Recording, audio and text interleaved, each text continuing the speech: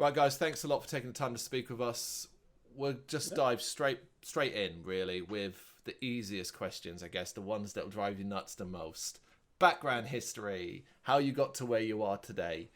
I only know a lot of it in regards to you were a solo project to begin with, and then obviously second album came when it became a full band thing. Basically, how did you get to that stage? Yeah, it started as my solo project when I was playing in like a metalcore band and was getting more interested in this kind of music, I guess, and needed an outlet to express that kind of stuff. So I was working on the first record for 2 years on and off until it came out in 2015, and then we became an actual band when Amy Ansis needed a band to tour with and had me impulsively throw together a lineup. And then we went on tour with them. And ever since then, we've been a band. Yeah, so I read that about the fact that effectively you got asked to go out and tour, and then you basically needed to get a band together through that. So that was like everything coming at you at once. Did you sort of stop and think, whoa, this is maybe too much, too fast? Or were you just like, yep, I'm going to do this? I kind of interpreted it as a joke when James first sent me the text and was like, hey, I need you to throw a band together and go on tour with me. I was like, okay, good one. And I just texted a few friends to humor him, and then I had a band in like 3 days. So that's kind of how that turned out. It seems so natural because even I would start to think, well, you finish your tour and then the guys you brought in with you were kind of like, okay, we're just a band now. You didn't think, okay, That's pretty much what happened. I don't think there was ever like a discussion about it or anything. It was just like, where do we go next? Was kind of the attitude going forward. Yeah. And you basically sorry. Go on. I think we all just like clicked really, really well on that tour, and just like, I mean, it was the first time I think any of us had ever gone on tour with a band that we had been in, and so we were fresh out of high school, 18 years old. Yeah, we graduated high school like literally the month before, and yeah, I mean, our first show was the first stop of the tour, and that was like 3 weeks after we started rehearsing the songs. Yeah. So I think, I don't know, it just like everything around that, we all just like agreed that, you know, this is what we want to try to put energy into. So yeah, and you've thrown a lot of time into it now. I mean, you followed that up with a second album fairly quickly, from what I saw, like within 2 or 3 months. Yeah, it was like I was like, after going on that tour and like playing with all the different bands, I was just like extremely inspired to start writing music again, and kind of ended up writing an album much quicker than I'd ever written anything else before, and then kind of threw it together with the band, arranged it kind of as quickly as, like, we weren't rushing it. We were just kind of moving fast because I think we just wanted to get something else out there, especially it being like a full band at that point. It was like, to us as a band, it was like that album was our first album as a band. Yeah. So. And it's almost striking while your iron's hot, isn't it? Yeah, yeah. For sure. So, obviously, now we're leading up to your new album, Absolution, out on June 28th this year. So, the gap between the second album and this one has been a couple of years. Was that intentional, or has it just been a more relaxed process? It was kind of been the opposite of the last album. Yeah. Yeah. If anyone else want to... I mean, really, the reason why there was so much time is because Nick and I went to go live in Phoenix, Arizona for a year in the end of 2016 to pursue audio engineering at Conservatory of Recording Arts down there. So, I mean, ultimately, us being separated from the rest of the band, like, for that set amount of time, from August of 2016 to May of 2017, it was like a forced period of separation from the band. So Nick and I kind of just worked on a few songs there together and start the early concepts for the album, and then, you know, we'd throw ideas back and forth between bandmates over the internet, and then when we finally got a chance to meet up and rehearse some of the songs that winter, 2016, or one of the songs, the title track, which it was the Absolution. It was like, that's that was where it started with the band collaboration on the album. So. Yeah, we were writing while we were down there, but it's like we kind of do writing, arrangement, and like production as all entirely separate phases. Okay. So it's like I do a lot of the writing myself, but the arrangement and like kind of where the songs come together and sound like the way they actually sound all happens as a band for the most part. Right. And was like the move and what you were studying, audio engineering, is that part of the inspiration behind any of the music? Has that helped encourage it? Is it I guess it has it given you a different outlook on this album compared to the previous two? I think it, whereas the last album was like Nathan and I have always done a lot of the production stuff on our own. So the last album was like, we kind of know what we're doing, but we don't we don't have like the background of like having an education in it. So in that way, there's like a youthful rawness to it, I guess, to Yugen. Whereas this album was a lot more methodical. It was like, now that we actually know like how are educated on how to approach a lot of these things, like that comes into play a lot more when we're like arranging the songs. Like we're able to come up with ideas that are like, okay, when we record this is how we're gonna do this. Right. And that probably added to why the album took longer than the last one. Mm-hmm. But yeah, I'd say yes, it did add a lot to how we went about arranging the record. Well, you talked about the fact you're a bit more hands-on with the second album. Obviously with Absolution, you've worked with Chris Hilbert and Jack Shirley when it came to mixing and mastering. Now, that must have been hard, maybe?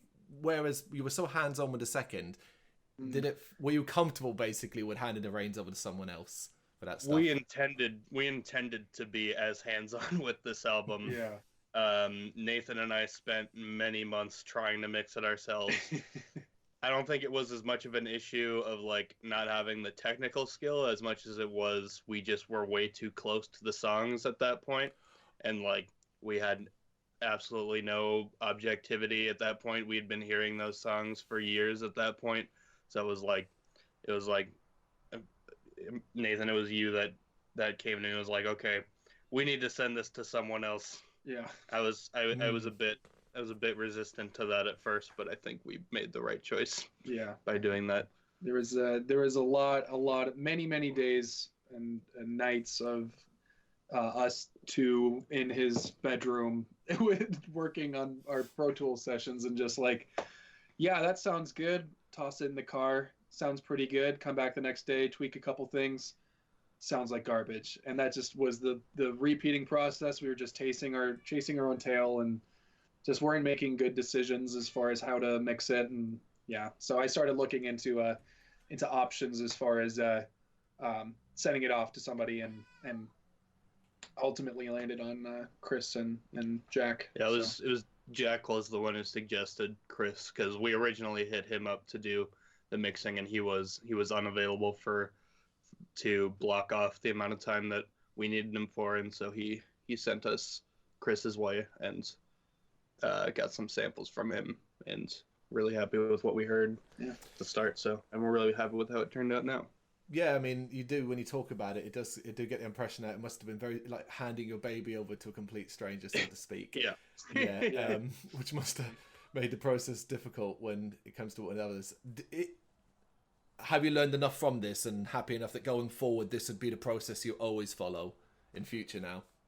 I'm not going to say with certainty yes, but I imagine it'll be on the table as an like I wouldn't be surprised if we tried to mix something ourselves again eventually, but I don't think there's going to be any hesitation to send it off to someone else if we feel like that's the right thing to do for whatever we do next. Plus, yeah, maybe. Yeah. Sorry, my friend, go on. when we finally did send it off and we were getting like mixes back, it was just like such a weight off of our shoulders, you know, like we had been chasing our tails for so long working on these mixes and just not being happy with how they're turning out. And then finally, you know, like, all right, this is our budget, this is who we're going to go with, like we know that they can do good work. And then hearing that and hearing the songs come together like they did, you know, was it was a huge relief on my part, at least, I know, and I'm sure for Nick too, but just yeah. So that there, like when we got that first mix back from Chris, I was like, yep, this is exactly the right decision. Like we made a good choice here. So frankly, if we would have made that decision from the start, the album probably would have been out probably would have been out for a while by now. It probably would have been out last year. Like at this time. So.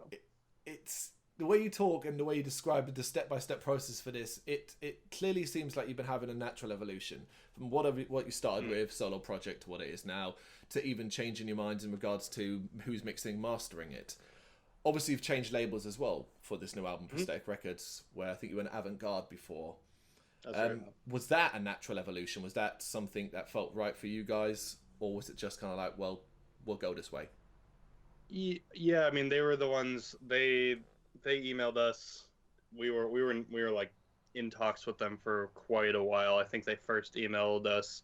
I know Nathan and I were pretty early on living in Arizona at that point. I think it was like probably like October, November of 2017 or something. Yeah, actually, I was just looking and I saw I was looking at our Bandcamp records and I saw the date that Steve actually bought the record. Oh yeah. And we didn't know who he was. We had no idea who this guy was. I remember seeing the email extension at Prosthetic Records. So I was like, I didn't even know that. Let's get this guy's package out real quick. Yeah. But yeah, since like I think from early on it was like we weren't in a rush to sign with them like right away, just because we were still living in Arizona at the time. It was like, let's take the time to like flesh out. Yeah. I'll make sure we can work something out that'll satisfy everybody. And yeah, I think we got to that point after some time, but retrospectively, I definitely think it makes sense at this point for us to be working with a label like that. Yeah, because of course nowadays being on a label isn't as important as it once was, particularly if you're like doing a lot of it yourself. Do you feel like you're getting the benefit from being signed to a label, particularly one of the size of Prosthetic Records? I would think so, but since obviously we haven't released the album yet, so it's a little early to tell. But you know, everything they've done for us so far, I've been really happy with. So I'm gonna say yes. I mean, they helped us set this up with you, so that's cool. yeah. There's another 2 months to wait and see once the album drops. But we have had a single, of course, Dreamscape. I noticed so earlier on, I was like, right, we have the album, but it's too early to review. Can't we put up a review for an album that's coming out in 2 months? So let's listen to the single and get an idea. And the amount of buzz, particularly in the comment section, say on YouTube, those places, was really, really positive straight away. It was really, particularly as it kind of releasing a 10-minute plus single as your first one can be risky. And it was nice to see there was such a great bit of buzz around it. But what made you decide this was the one, this is the first one we're putting out there? Honestly, we hit up, like we all had our own opinions on what the single should be, but we left it to the label I think we could have just chosen whatever songs we want. I think we were in that position, but like we were getting at before, like we were way too close to these songs to make an objective decision on that stuff. So we had our A&R give his opinion on that, and we just kind of went with that. Yeah. Have you been happy with what the feedback you guys have received for so far on it? Is finding definitely. it mostly positive? Mm-hmm. Absolutely. Yeah. I've been having a hard time keeping up with my messages that I've been getting about it. Your Twitter and stuff blows up. Yeah. It seems to be mostly positive so far, which I am happy about. I haven't even gotten a chance to look at the YouTube comments yet. The YouTube video was private for the first day, and then or just hosted on the Metal Injection article. So I haven't gotten a chance to take a look since then. But now I'll have to. Well, as you know as well, it's YouTube comments. Be a little bit careful there. Yeah. I know all about YouTube comments. So. Yeah. Is it a good reflection of the album as a whole? Do you think it's if people are listening to it and have no clue about how you sound, that they're going to listen to it and go, okay, cool, this is going to be an album I'm into. It's going to reflect that theme as a whole. I think that it's a bit of an outlier on the album, to be honest. Not that it doesn't reflect the general sound, but I think if you took the album track by track, I think that would be considered maybe one of the more experimental tracks. So I think like tonally and like as far as like the general arrangement of the album goes, I think that all of the songs are pretty consistent with each other.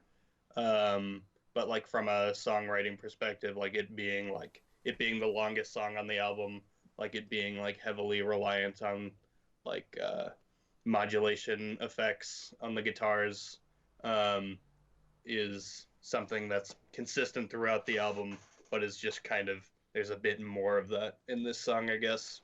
So that's kind of how I feel about that song. Yeah, you like the choice of words. It's a very expansive track. It's one of those where it's kind of like, wow, if the rest of the album is this way, this is going to be what I like to call like a journey style album where yeah.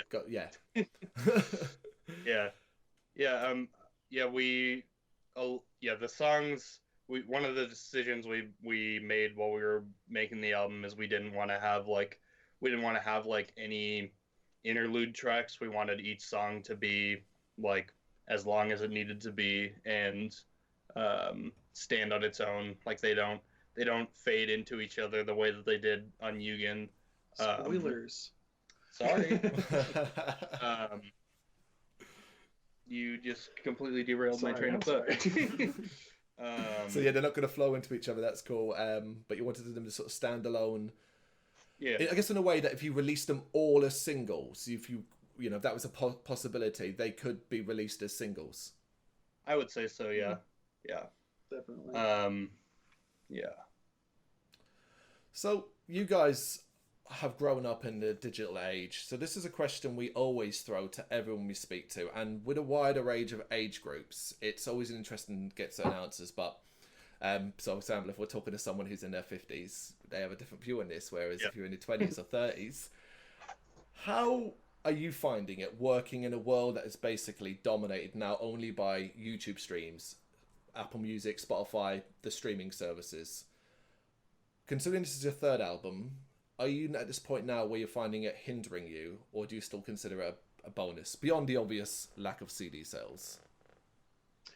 I mean, I consider it like an overall net positive, just like given the fact that early on, tracks from Vacant and then tracks from Yugen ended up on some like Spotify, whatever official playlists. Like that helped us out a ton as far as like having new people hear us.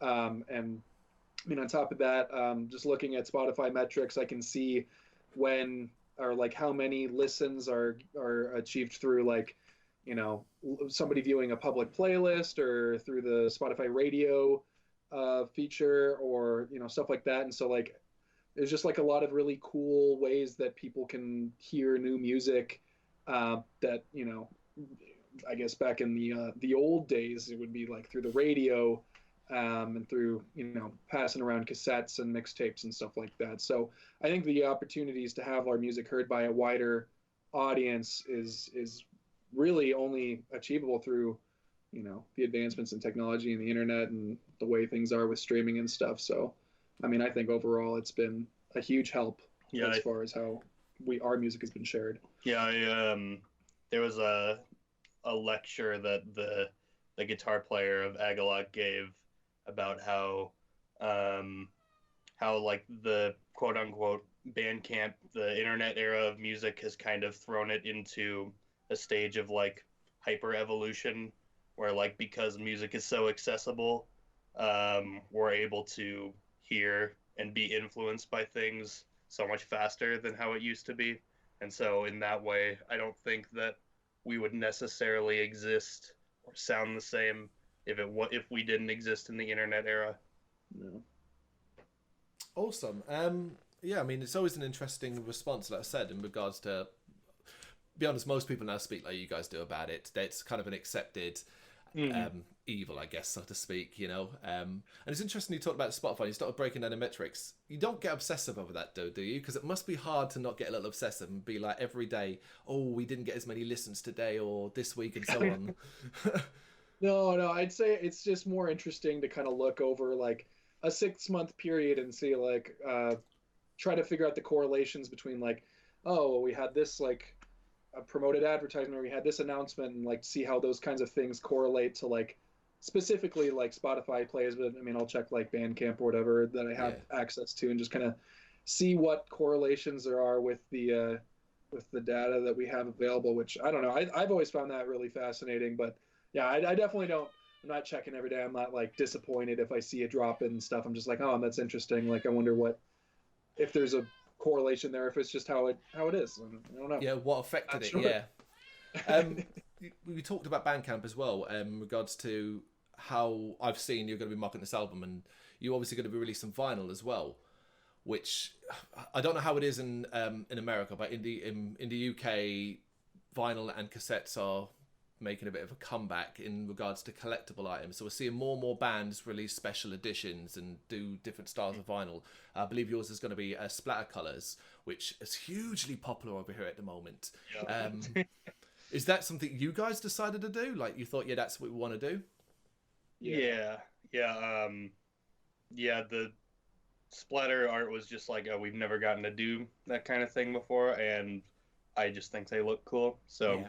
So I think we're splitting it 50-50. Like half of the records made will be the splatter colors, and then the other half will just be black. I like maintaining the option of having black vinyl. Yeah. But yeah, we made most of the decisions as far as the record goes. I've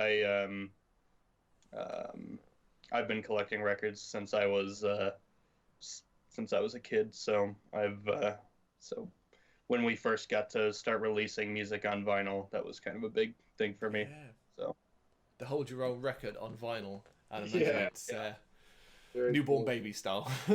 Yeah, definitely for sure. So guys, what comes after the album? Well, we have another announcement that we're making later in the month, but perhaps taking it out on the road. But we'll see. Maybe doing a lot of cities in the U.S. Yeah, we might be doing something like that. Yeah, that's fair enough. What about the internationally? Any thoughts? Not necessarily a plan, but I presume you want to get out there internationally. There are always thoughts. There are always thoughts. Yeah. And if an opportunity arose where we could do it without completely going broke, we would absolutely do it. Yeah. So if there are anyone who can help make that happen in Europe listening, definitely hit us up. Yeah. Well, I have to ask the question. Have you ever played in the UK before? Nope. No. We've never left North America. Yeah. We played in Canada, so technically we played international. Well, that's the thing about America, isn't it? You can play 50 dates and only cover like 50 states. So if you were doing one date per state, whereas in the UK it's quite small, so it's not so bad. But yeah, that would be awesome, I guess. Yeah, if this album gets enough traction and the label and stuff like that, that you're able to come over and play this. Because as well, we're a festival country, so there's always that. I feel like you guys would fit nicely at our big one, which is Bloodstock. I don't know if you've heard of Bloodstock. I've heard of it. Yeah. You guys had fitted that one. That'd be cool. Okay, guys, wrap this up with one last one. Personal, really. What keeps you busy outside of music? What's your interest? Video games, horror? Because basically we're a 3-part site. We cover video games, horror, and heavy metal. Any of the other two? Any fans of games, horror? I play a lot of Magic the Gathering. Yeah. Unfortunately, that's pretty much the one thing I'm not familiar with. I play lots of video games. We're streaming at you from my gaming PC right now, so I don't know. I kind of go through phases of like my summer months are mainly occupied with like I'm very inspired to make music, and so I write a lot of music in the summer, and then during the winter I go through extended writer's block where I just play video games and Magic the Gathering and stuff like that. Yeah. I played my Nintendo Switch a lot this winter. Lots of Smash Brothers and Mario Kart and all that stuff. Yeah. So Almost yeah. like hibernating. Yeah, Yeah. exactly. Yeah, to foster the extreme inspiration that I have during the summer, I have to go the time without writing anything. Like I went like 2 months without touching a guitar this winter. Yeah. Oh, brilliant.